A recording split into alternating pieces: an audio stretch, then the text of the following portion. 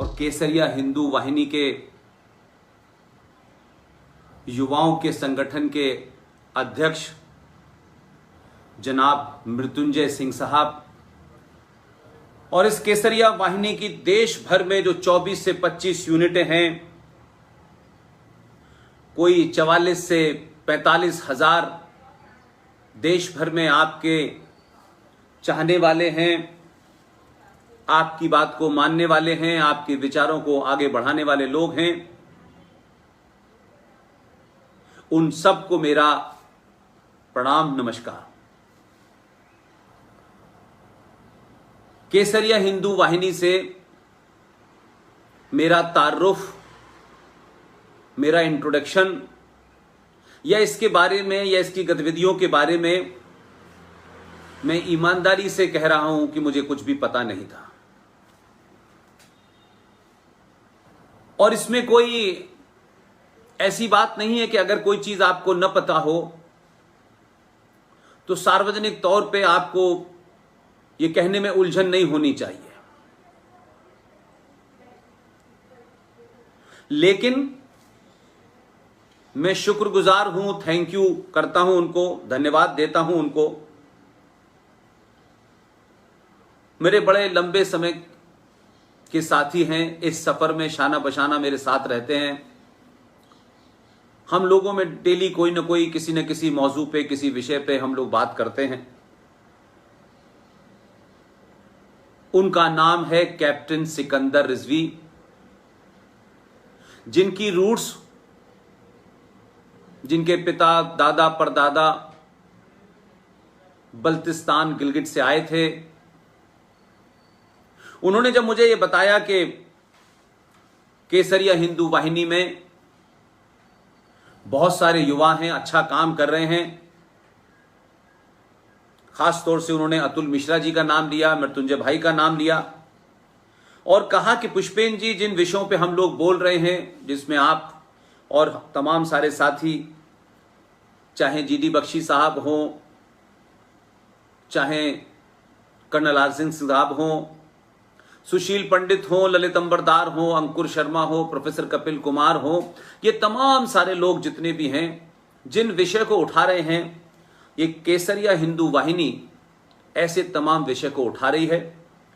और मुझे लगता है कि अगर उनके यहां से कोई दावतनामा आपके पास आए तो आप इसलिए कबूल मत कीजिएगा कि मैं कह रहा हूं, बल्कि उनके काम को अगर आप देखेंगे तो आपको लगेगा कि ये आप ही की बातें, आप ही की सोच को आगे बढ़ा रहे हैं।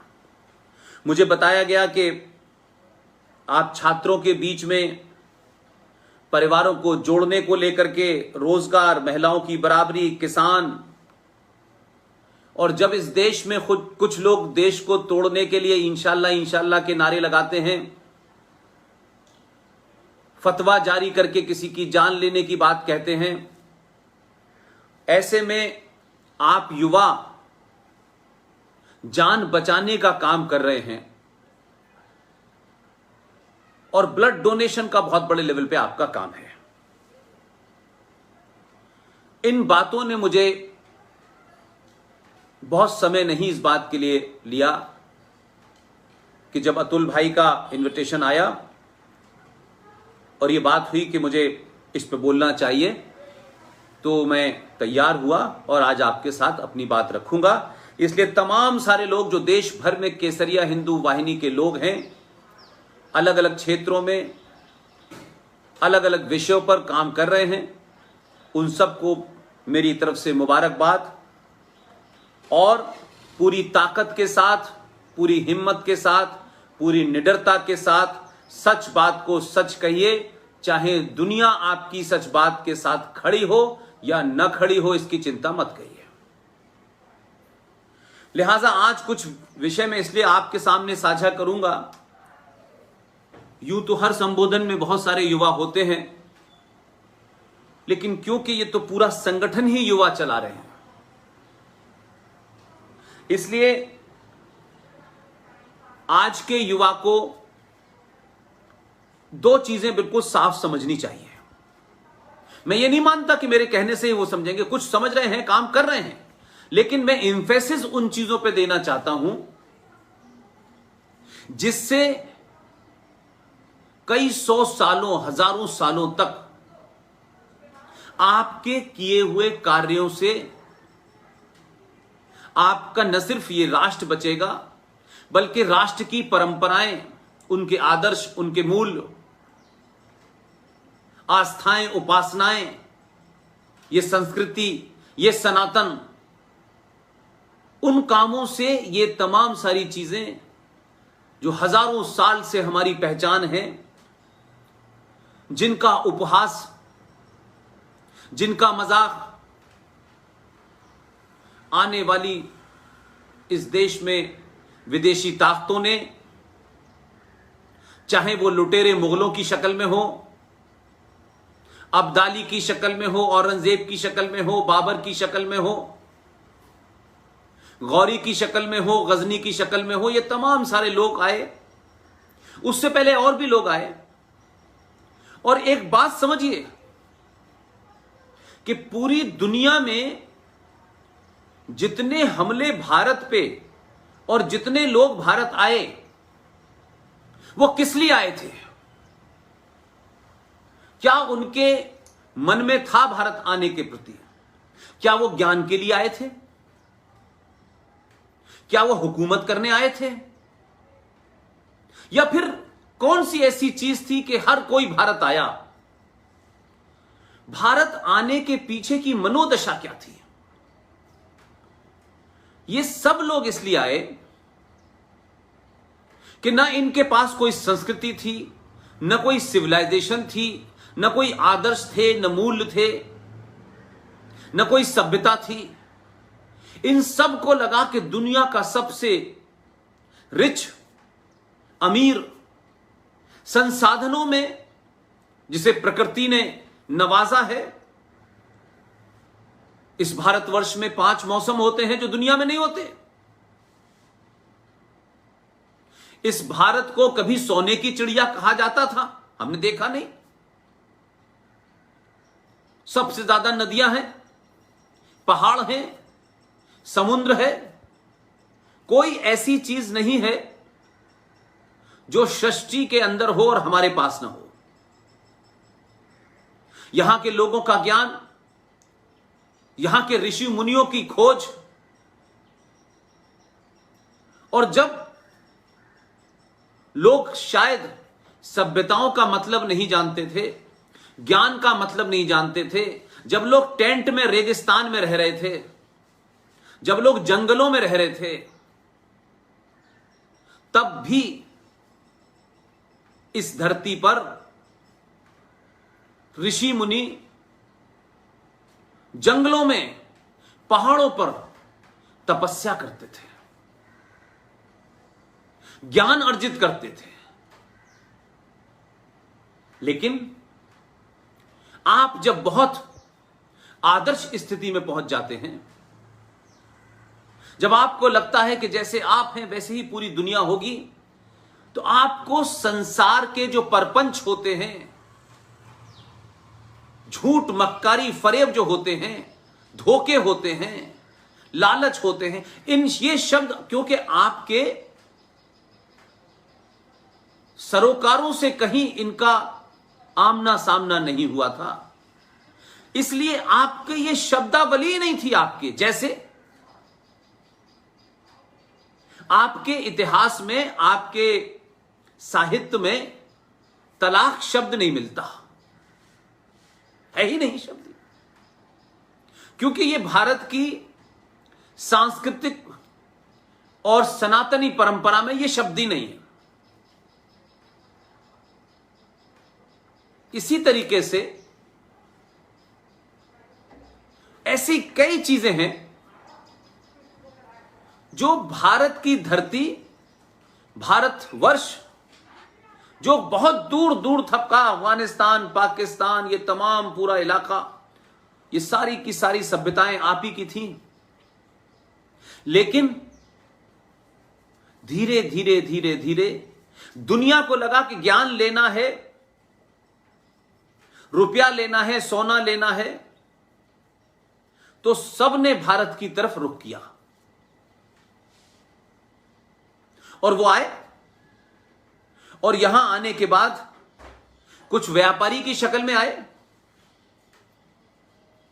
व्यापार के नाम से आए, और जब उनको लगा कि व्यापार के नाम से यहां हमने अपनी ताकत और यहां के लोगों के आदर्श को समझ लिया है, ये भोले भाले लोग हैं, इनको बहलाया जा सकता है, फुसलाया जा सकता है, और उनके पूरे मायाजाल को आपने समझा नहीं, लिहाजा वो यहां ईस्ट इंडिया कंपनी लेके आए थे और फिर उन्होंने राज्य स्थापित कर लिया।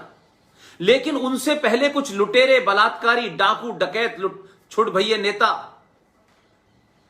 ऐसी लोग भी आए, न जिनके पास सभ्यता थी, न ज्ञान था।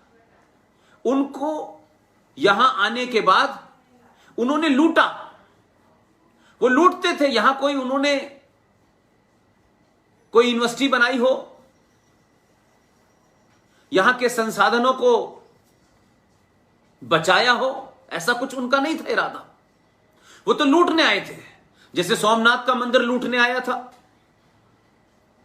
ये औरंगजेब, ये जहीरुद्दीन बाबर यहां क्या करने आए थे? लूट के और ले जाना चाहते थे। इसलिए आज हम जिन परिस्थितियों में हैं, जिस हालात, जिस मोड़ पे यह देश खड़ा है, आज के युवा की जिम्मेदारी ज्यादा है। और शायद इसलिए भी है कि जो हमारे समय में संकट था, आज से 25-30 साल पहले, 40 साल पहले जो संकट था, वो आज आपके समय में नहीं है। हमारे समय में एक रेडियो था जिसे सरकार चलाती है, टेलीविजन बहुत बाद में आया, चंद अखबार थे जो सरकार के चाटुकार थे। तो कम्युनिकेशन और इंफॉर्मेशन का सिलसिला नहीं था। उससे हुआ यह कि आप दुनिया में क्या हो रहा है, आपके अपने समाज में क्या हो रहा है, आपके इतने बड़े विशाल देश में क्या हो रहा है, इसकी कोई खबर ही नहीं थी, इंफॉर्मेशन नहीं थी आपके पास। तो अलग अलग समय पे, अलग अलग तरीके से, अलग अलग विषयों पे, घटनाओं पे लोगों ने अपना ज्ञान दिया, और क्योंकि आप भोले भाले लोग थे, आपने मान लिया। लिहाजा 1947 से पहले क्या हुआ, उस पर बहुत बहस हो चुकी है, लेकिन बीच बीच में कुछ मुद्दे ऐसे हैं जिन्हें मैं आज के जब पस मंजर में देखता हूं, आज के परिप्रेक्ष्य में देखता हूं, तो मुझे लगता है कि उसका जिक्र सिर्फ रेफरेंस के लिए करना चाहिए। तो मैं आज के युवा से यह चाहता हूं, सरकार ने कोई कानून बनाया, सरकार ने कोई पॉलिसी बनाई, कोई जीएसटी बनाई, इनकम टैक्स का कुछ बनाया, ये जो छोटे छोटे एडमिनिस्ट्रेटिव इश्यूज हैं, इन पे आंदोलन करना बंद करिए। मुझे लगता है युवाओं की जो शक्ति है, उसको शायद डाइवर्ट करने की यह कोशिश है, और यह रही है, और ये 70 साल से नेताओं ने, सत्ताओं ने यह किया। इसलिए वो युवा उन मसलों पर आंदोलन करता रहा जिससे राष्ट्र का बहुत भला नहीं होना था। इसलिए मैंने कहा कि राजनीतिक भारत यानी पॉलिटिकल इंडिया का विभाजन कई बार हो चुका है, यानी राजनीतिक भारत कई बार टूटा है, लेकिन आध्यात्मिक भारत अभी नहीं टूटा है। आपको ताज्जुब लगेगा जो बात मैं कह रहा हूं। आज भी अफगानिस्तान बन गया, पाकिस्तान बन गया, बांग्लादेश बन गया और बर्मा चला गया, ये तमाम सारी चीजें चली गई। इस राजनीतिक भारत के टुकड़े तो हुए, लेकिन पाकिस्तान बन गया, अफगानिस्तान बन गया, लेकिन अफगानिस्तान में बुद्धा की मूर्ति यह बताती है, जिसे हो सकता है कुछ मजहबी उन्मादियों ने, अज्ञानी मजहब के तथाकथित मानने वालों ने उस बुद्धा की मूर्ति तोड़ दी हो, लेकिन जो जीवन शैली है उसे बदल नहीं पाए। पाकिस्तान बन गया, एक जमीन का टुकड़ा ले लिया, लेकिन तक्षशिला वही है, मोहनजोदाड़ो वही है, हिंगला माता आज भी है, वहां पूजा हो रही है, शारदा माता वही है, उस पे कोई दिया जला रहा है, वहां कुछ लोग पूजा कर पा रहे हैं तमाम अत्याचारों के बावजूद भी। इसलिए उसका दूसरा बड़ा रूप क्या है कि हमारी संस्कृति और हमारी आस्था, हम क्या थे क्या हैं, इस सब के बावजूद भी कि पाकिस्तान एक इस्लामिक देश बना, बांग्लादेश